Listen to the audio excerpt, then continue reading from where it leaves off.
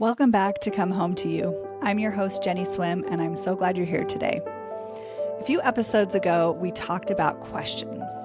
If you haven't listened to how to ask powerful questions, you may want to go back and check out episode 23, because today we're going to build on that episode. Following that, I got a question from one of our listeners. They sent me this.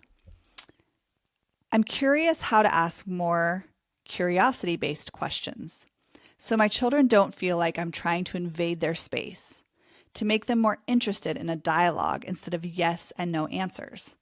Thoughts? So I love this question. Whomever sent this to me, thank you so much for sharing. And for those of you who are thinking, wait, you can send questions? Yes.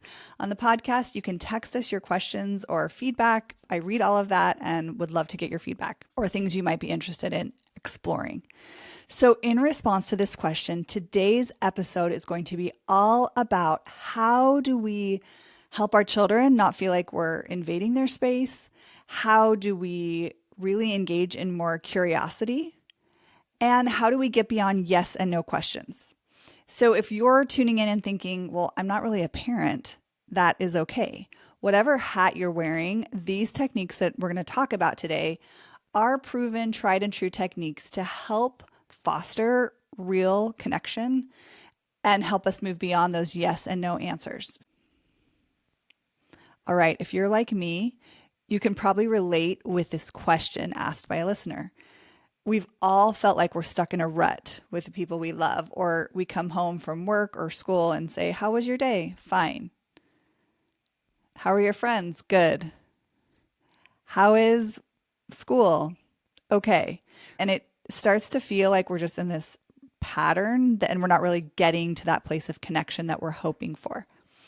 So you're not alone if you're feeling that way, but here are a few techniques. In fact, 5 I'm going to share today to help you shake things up a little bit. Now, like any episode, this is all about your experience and what might serve best for you, for your family. So pay attention to the ideas that come up within, maybe things that I don't even share that might come up for you. And just invitation again to listen, to come home to you and to listen to what might best serve you without feeling like you have to implement all of these. Okay, so the very first idea I'm going to offer today is to make it fun. What do I mean by that? So if you joined us for episode 25, we had Dr. Patty Holbein on talking about the power of play. And in that episode, she talked about how play literally changes our brain, that even listening to music can expand our ability to learn and learn deeply. If you haven't listened, you may want to go back and check that episode out. This Make It Fun is an invitation to come into play with our kids. So when we're engaging in any sort of conversation, instead of sitting down, having a formal conversation or a conversation when we're both in the middle of, transitioning from work or home or something else, really engaging in something that's enjoyable. What happens besides all of that fascinating neuroscience with play is that oftentimes we take the pressure off of our child. They're not feeling like we're interrogating them or we're invading their space or that we have this spotlight beating down on them. Instead, we're engaged in something with them that's enjoyable. So this might look like throwing a ball. You just go in the backyard and, hey, it's so good to see you from school today. Do you want to go throw a ball together? Or whatever they like to do. Shoot hoops, cook together, walk the dog. If there's something that they enjoy and that you enjoy together, go be active. When we're engaging in something else, then we can calm our bodies and feel more safe to explore and have that deeper connection beyond the yes and no. And when someone's not staring at you when you're talking, sometimes it can feel a little more comfortable to open up and share beyond those yes and no answers. Okay, so the second one is to observe and then ask. And this one is to observe your child. Observe, what do they like? What are they engaging in? What is important to them? Oftentimes we like to talk about ourselves and we like to talk about the things that we enjoy. And so if we observe that, if we notice, hey, I saw that you came home from practice with a smile on your face. What went well today? Or, I noticed you're out there practicing on your skateboard. What's something about skateboarding that most people don't know? So you're really noticing. First of all, that feels good to someone else. That feels good to a child that you're really taking interest in them and you're really paying attention to what they want and what they find interesting and then engaging with them. Sometimes these won't feel like big, deep questions, or maybe they're not answering the questions we might have for the child.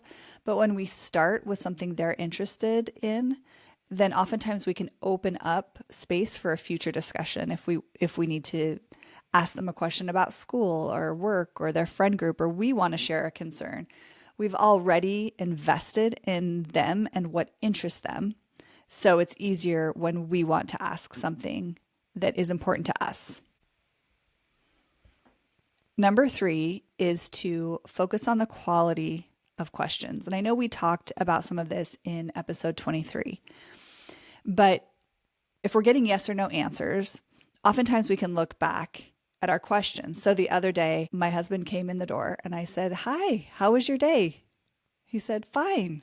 I thought, okay, I need to work on the quality of my questions, right? It's just a pattern. And oftentimes in our culture, we're used to using a question as a greeting. We'll say, "Hi, how are you?" And what's culturally expected is that we just answer with, "Good, fine, okay." We don't really go beyond that because we don't want to make someone else feel uncomfortable. So that's just part of what we accept as being culturally appropriate. So considering what your question is, maybe taking it outside of what our brains are used to hearing might wake up our brain a little bit. You've probably been in a situation where someone asks you a question and you pause and you say, "That's a really good question. I need to think about that." Oftentimes those kind of questions are ones we haven't already considered. So spending some time thinking about questions that might be interesting to ask. This is a skill, so don't feel weird if you have to sit and think about questions. You could even try ChatGPT. Put in, what are some great questions to ask a 15-year-old boy who likes skateboarding, football, and comics and has a girlfriend, right? Whatever that is for your child, and see what comes up. See if there's anything that would be helpful or interesting in your connection time with them. You've probably heard of an open-ended question, but sometimes when we're dealing with kids, they need a little bit of structure. So instead of, "How was your day?" right? That is an open-ended question. You can ask, "What was the best part of your day today?" Or, "Did anything surprise you today?" That's a yes or no question. But you could change that to say, "What surprised you about your day today?" And if you're enjoying that curious dig, that curious kind of questioning, then that same spirit often can be felt back from the person you're engaging with. Sometimes in questions, we might consider getting outside of just wanting a reflection on their behavior. We might ask about their feelings. For instance, how did it feel when your friend said that? Or what did you notice the coach did to solve that problem? And you're asking about their observations, you're asking about their feelings. You might even say, "Well, how would you have handled that conflict if they had something happen at school?" To get their perspective or to get them to consider something outside the box. So you're inviting their brain to look at different parts of who they are, their emotions or feelings, their behaviors, their observations, their perspectives. One tradition that a lot of families have adopted is something called sweet and sours, roses and thorns, happy and sads. There are many names that this tradition goes by, but it's simply just asking your child to recall what's one thing that went well today or that you felt like went well, and what's one thing that you felt like didn't go as well today. I really like this because it gives an open-ended question. It allows the child to go where they want to go with the answer, but it also provides some structure. If someone says to you, "How did you feel your day went today?" That's a really broad question and may be hard to come up with an answer to. And you might just resort to, it was fine. But if you ask something specific, right? What was something that went well? What was a win for you today? That allows for a little more structure in the brain, and it helps me come up with an answer that might be interesting to me and to you and allow for some connection. I also love that this normalizes, the sweet and sour technique normalizes that it's okay that things don't go like we want to, and that's just to be expected. Okay, so that's number 3. Technique number 4 is to model what you want to see. Sometimes we notice our kids aren't wanting to be vulnerable or engage, or they're maybe protective, or they're backing away, and that can be very age appropriate depending on where they're at in their progression. But oftentimes we learn from modeled behavior. We notice from other people what's appropriate, what's acceptable. And if we're showing up being courageously authentic and vulnerable and not having all the answers, or wondering, or asking questions that we personally reflect on as well, then that can really invite a little bit more of that from our kids. Some ways you might see this put into practice is asking for help from your kids. So maybe I come home and I say, I had this challenge at work today. It was really hard for me. And this is what I did. What would you have done in my situation? I'd love your perspective. Maybe I'm missing something. And you're inviting them into your world. That's a sign of respect. To ask someone for help means that you respect what they have to say. Maybe there's something in which their perspective might be really helpful for you. And it shows vulnerability. Another thing that can be helpful is to name your own emotions. So I had this experience at work today, and I noticed I felt embarrassed. And then I was frustrated that I felt embarrassed because I didn't want it to bother me. And I'm still processing that a little bit today. That gives your child an opportunity to recognize naming emotions can be helpful. That it's okay to have emotions. It's okay to share what those are. And that can offer maybe a more expansive place to go when you talk. So we're not just talking about our thoughts, but we're also talking about our feelings, and we're also talking about our experiences. Another thing that I found to be really helpful is to give feedback after a conversation. So if your child does open up to you, to say, thanks so much for sharing that with me. I loved your thoughts, or I really appreciated your perspective. I wouldn't have considered that. That reinforces that what you say matters to me, and that I am listening to you, and that I value your perspective, your opinions. And technique number 5 is to recognize that conversations are a dance. And so when we come into a conversation, it's a partnership. Oftentimes as a parent, at least for me, I almost want to go through a laundry list. How was your day today? What's happening with your friend? How's your homework load? How did that test go? What did your teacher say about us being out of town? How's your knee feeling? Right? And it becomes this kind of litany of questions. And some of those things we just need to know as parents, right? But as we engage in kind of a dance experience, we recognize that this is a partnership. So maybe instead of going through my laundry list, I ask my child, hey, do you want to go throw a ball? We go out, we start throwing the ball. And I ask about how was practice today? And I allow it to be more of a flow. And then at the end, if we haven't gotten through a couple questions that are really pressing for me, maybe it's just there's more space, there's more relaxation, there's more openness to say, by the way, how did that test go? Did you feel good about it? Recognizing that there is going to be that ebb and flow can also help us not feel so worried when our kids are pulling back. We can recognize that parenting really is a drip method. We are constantly investing in our kids. We want them to know we care about them. We are interested in them, but sometimes they're not interested in that response, and they're not interested in engaging in a response with us at that moment. As a parent, we get to feel into that. It's definitely an art, not a science, to know, do I need to push back a little bit, or do I need to walk away and give a little bit of space? I've had moments where I've done both. I'm sure you have too. But no one else knows what those look like except for you in that specific situation.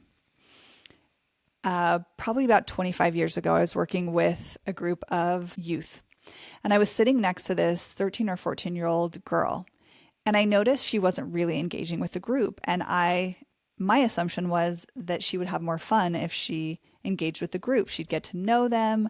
She might have a better experience. I didn't want her to feel left out. And so I was really kind of in a high energy vibe saying, come join us. This is going to be really fun. We want you to be part of what we're doing over in this side of the room. And she turned to me at one point and she said, I'm allergic to you. You're making me itch. And I kind of stepped back. I had never, ever heard that in my life. I had never been called an allergen before. And so I paused. And it was excellent feedback for me. It took me a minute. But as I processed through it, I recognized here I am trying to move her to my energy and to this yeah, this is going to be so great, thinking that that's what she needed. And really that's not what she needed. She wanted to be by herself. She needed space. She needed me to lower my energy if I wanted to be with her. Now, I'm not saying you walk around adjusting your energy to what your kids are. You need to be true to yourself. That's what we talk about on Come Home to You. The best gift you can give your kids is to be you, to be courageously, authentically you. You're modeling what that looks like for them. And we're in a relationship, we're in a partnership. We don't live on islands. Recognizing, can I move a little closer? What would that look like? Do they need play right now? Do we need to talk about something that matters to them? Or do I need to push them? I've had moments where I'll ask one of my kids, are you okay if I give you feedback? And so I prep them. And sometimes they'll say, not right now, I can't handle it. I'll be like, okay, walk away. Other times they'll say, yeah. And I'll say, is it possible? That's one of my favorite phrases. I'll say, is it possible that you're afraid of ... Or is it possible that what you're really struggling with is ... And then I'm still allowing them to choose if that's true or not. But we get to engage in a serious conversation and we can talk about the things that actually matter to both of us. It opens that door. So recognizing that this is a dance, we are in a partnership. There are going to be times where maybe they pull back and where they give off that vibe, like, I just want my space. And times where you decide, do I need to pull them back? Do I need to engage them and challenge them a little bit and say, hey, I'm noticing that you're isolating. Again, back to our second one, notice or observe and ask. You can observe what the behavior you're seeing too, right? I'm noticing that you seem kind of isolated. Is there something you want to talk about? Or what's going on? And call them out. I think kids want honesty. I think honesty is really safe and comforting. And so when we can call them out, then they're invited into that space of curious discussion. Okay, let's recap. We talked about 5 techniques today that might be helpful as you're trying to engage more deeply with your kids, or if you don't have kids, with people you care about. These are 5 techniques that you can use today to change how you have dialogue. Number 1, make it fun. How can this be play? What might we do to have a conversation while we're engaged in something we both enjoy? Number 2, follow their interests. So you're observing and asking about what you're seeing in them, what their interests are, what matters to them. 3, ask good questions. And if you're thinking, well, I would love a list of good questions, I do have a download on juntocoaching.com under resources, and you can download a free list of various questions you can ask to elicit different kind of responses. Questions that help them listen to their emotions, questions for their perspective, questions on how their day went. Feel free to grab that if that's helpful. Number 4 was to model the openness you seek. Oftentimes when we respond in a certain way or we engage with questions in a certain way, we give permission to them to open up as well. And then number 5, recognize this is a dance. And there will be times where they pull back, and that's okay. We can walk away and give them space, and other times where we need to step forward in that dance. And only you will know when that step back or that step forward or step to the side really is. As we continue to invest in them, in that kind of drip method we talked about, then we will be able to start to sense what that looks like. And again, it's okay. It's okay for you to ask the question, and it's okay for them to say, I don't want to talk about it right now. And for you to say, great, let me know when it works for you or when a better time is. So we're still respecting them, but we're also asking for them to come to the table with us and to have that connection that is healthy. All right. So as you listened today, was there something that came up, one shift that you might want to make, one thing that felt resonant for you or maybe helpful for you for this week? My invitation is also always to parents. What is going well? What do you notice in your questions, in your conversations, in your communication that is working? And just celebrate that. As parents, we often underestimate all the good that's already happening. So I'm here to say, way to go with all you are already investing in your child and all you're already doing to try to help them feel seen, heard, and understood. Thanks for joining me today. If there's something you found on this episode that was helpful, please feel free to pass it on to someone else who might find similar benefit. And we'll see you next time.